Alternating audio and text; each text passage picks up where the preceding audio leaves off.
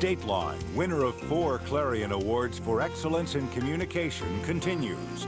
Now from Studio 3B, Jane Pauley. Life is a package deal. Along with joy comes sorrow, though it seems some people get more than their share of that. And yet it also seems that no matter what happens, some people just can't be broken, which brings us to our next story. It's about a woman of tenacity and wit whose happy life was torn apart by a terrible twist of fate. Dennis Murphy learned how she came back from the brink with the help of a remarkable friend. To see color clearly, to see the beautiful things on the face of this earth and all of the creatures, to see faces, to see trees, to see leaves, to see my silly dog. I am learning how to see with my soul. It happened a few days before Christmas, and at first Desiree Stan thought just maybe she was getting the best gift of all. She'd lost the vision in her left eye 7 years before, but now something in her eyes was changing, maybe for the better. Tingling with excitement and hope, she made an appointment with the eye doctor. I went to the doctors with joyful anticipation that I was getting my sight back in my left eye, and in fact, he informed me I was going blind. And how much later was it when you actually lost the vision?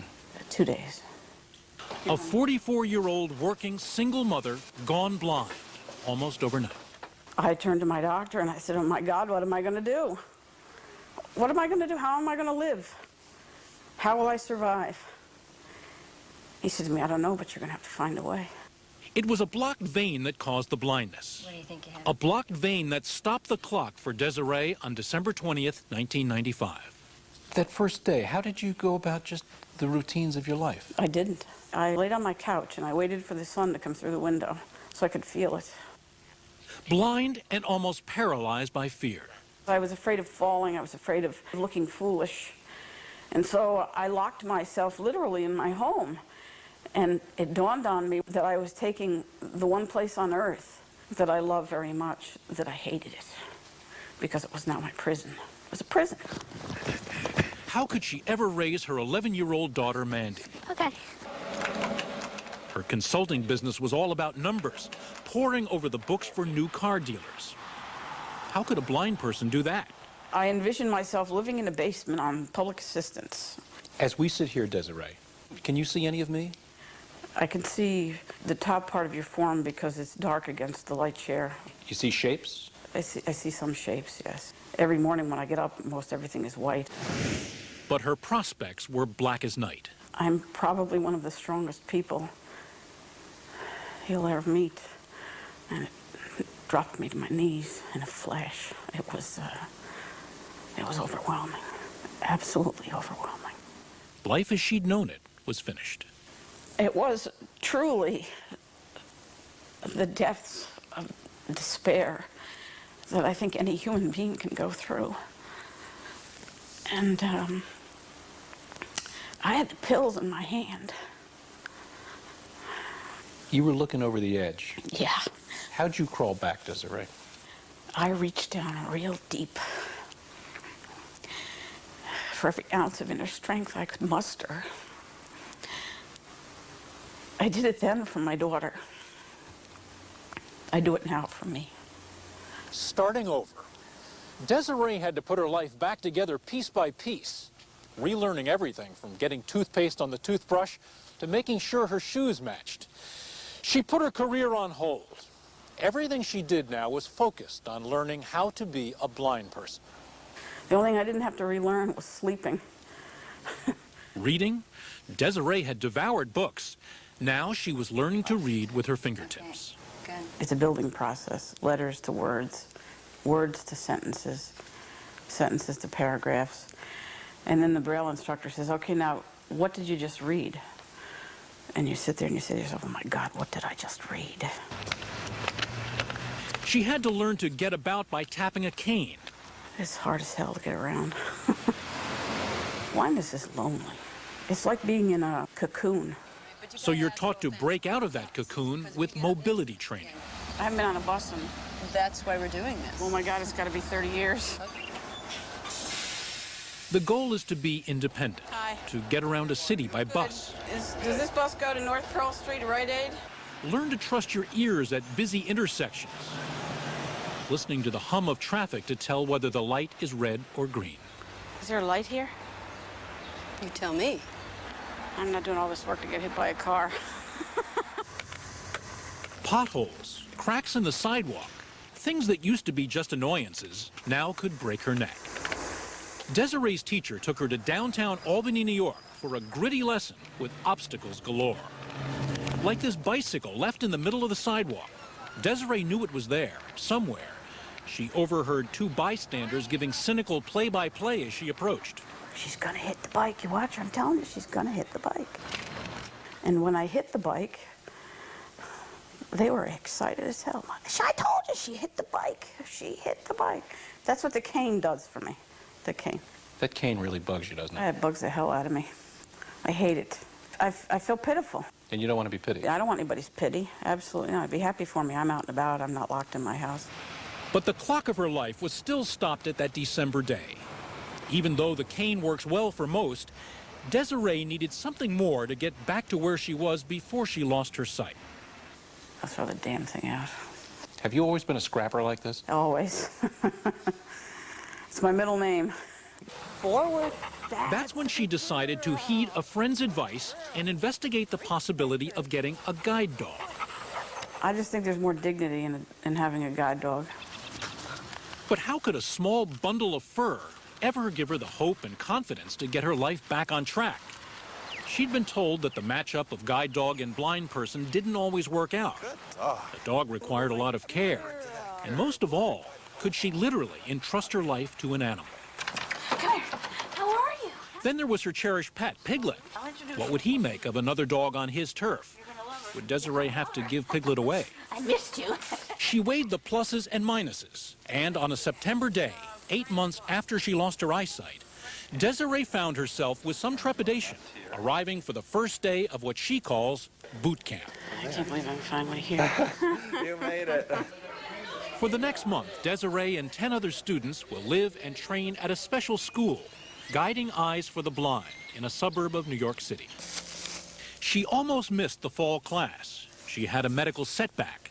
Hemorrhaging in her right eye required 2 laser surgeries. Desiree's vision is worse than when we first met, and there's now an urgency to make the guide dog approach work.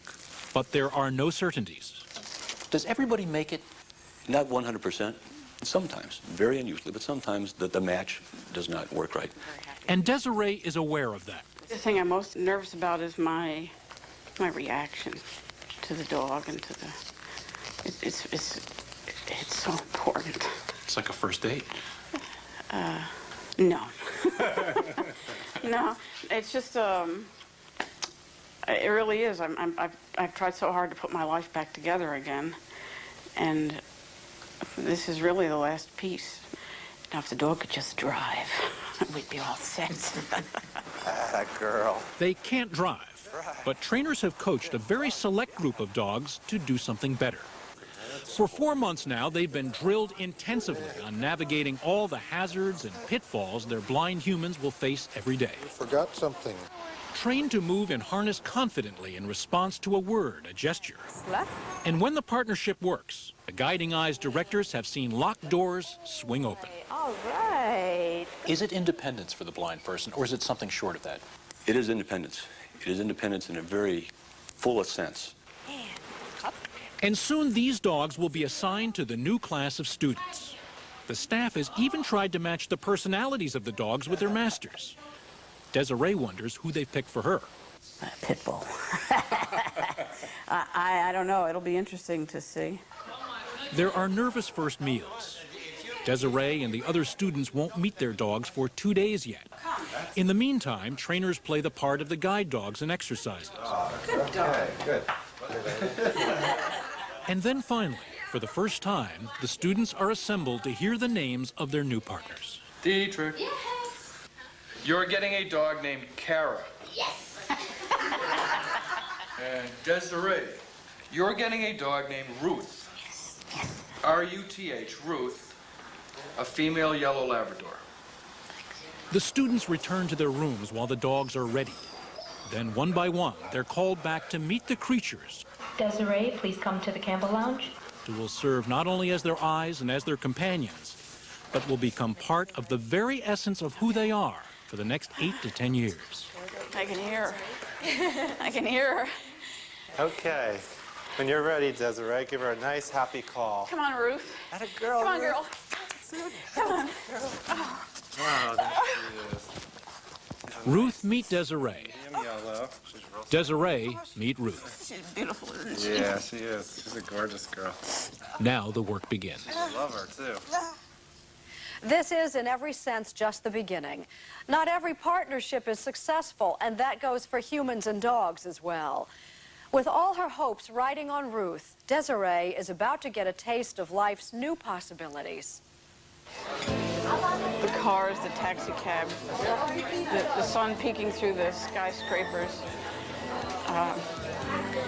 makes me feel almost back to normal. From New York City's Rockefeller Center in Studio 3B, here is Stone Phillips. Returning now to our story.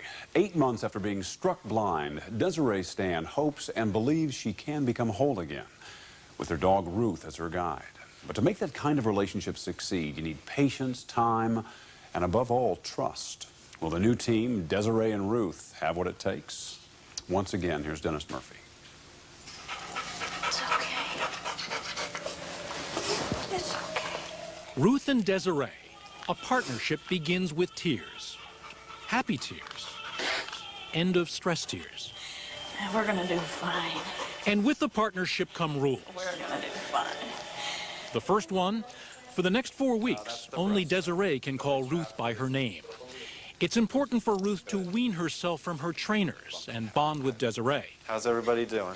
While Desiree has been learning how to be blind, Ruth has been learning a new way to see. Now fate has brought them together. Ruth, like these pups, was born at the Guiding Eyes Breeding Center. The president, William Badger, believes Labradors make the best guides. Labs are, from our experience, just the best combination of strength, friendliness, and I guess most of all is confidence. Come on, puppy, good boy. But only a few good dogs can really do this job well.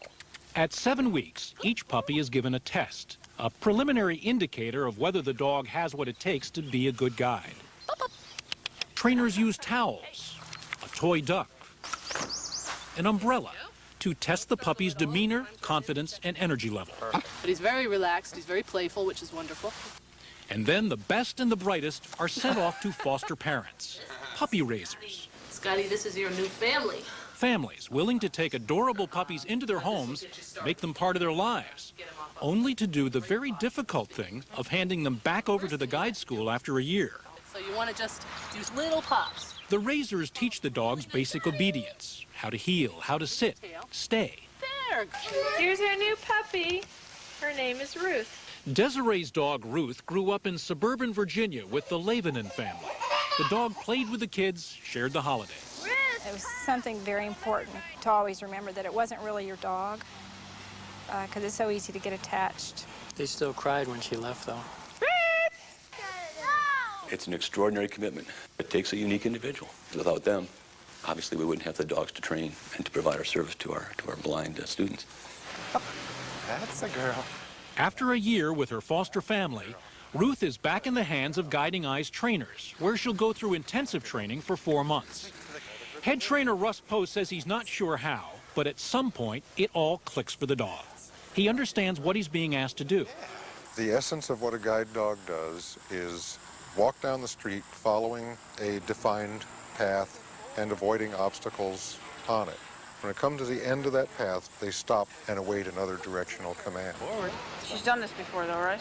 Now, on their first day out together, Desiree and Ruth have to find their comfortable pace together. It's like learning to dance with a new partner. Well, that was our first jaunt together. What do you think? That was pretty decent. Pretty decent. Not bad for a blind woman, huh? Do you think the dogs understand that their master has a disability? I don't think they could ever understand that a person doesn't see. However, there are many, many guide dog users who will relate to you anecdotes that the dog in fact understands that they do not see.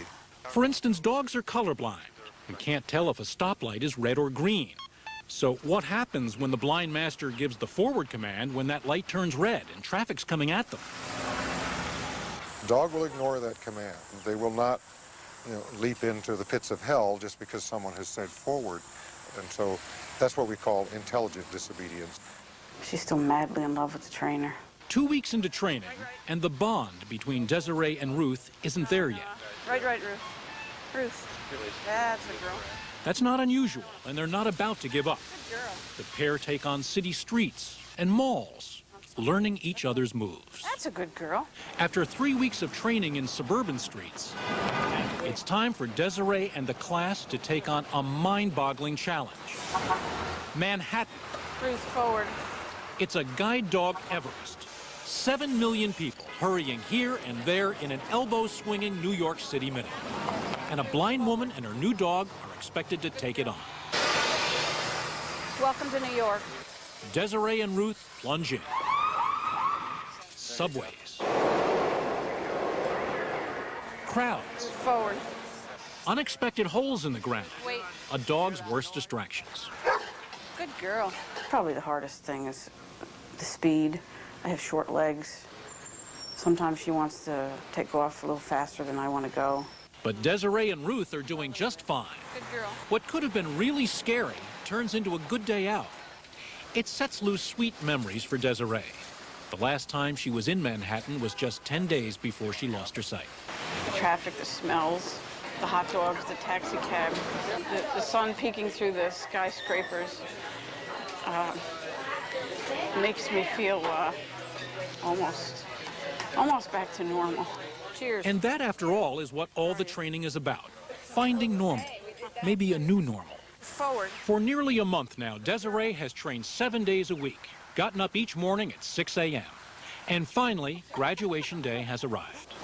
Families, friends, and a nice touch. The foster families who raise these dogs as puppies all come together to celebrate a new beginning for these new partners. Isn't she wonderful? Ruth's foster mom, Brenda Levanen, is there with the whole family, proud as they can be of Ruth. She's changed a lot from that cute little bouncy puppy to a dog that looks well behaved and ready to serve. The September class of 1996 welcomes you to our graduation from Guiding Eyes for the Blind. It's a chance for the students to say thanks and to share their stories. I have spent the last few months of my life getting up each morning and turning my back on the curse of blindness and telling it, you cannot have me, I am not yours, not today. It was a moment in time when I lost my eyesight and a door slammed shut in my face.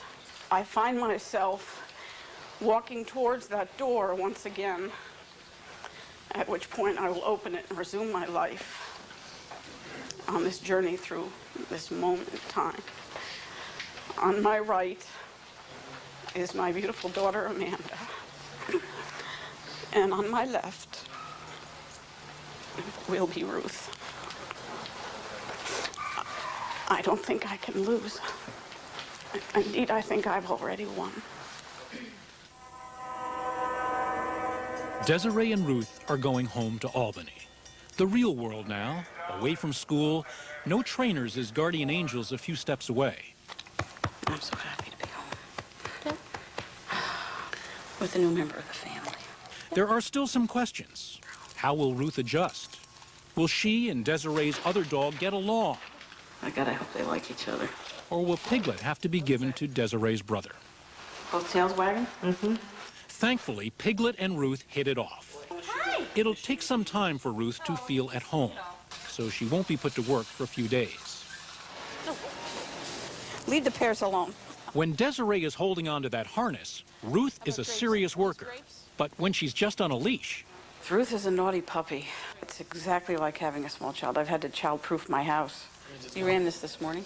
And Desiree is back at work, back in the thick of her consulting business she loves so much. Desiree and her new silent partner in the firm. It goes beyond partnership in any sense of the word.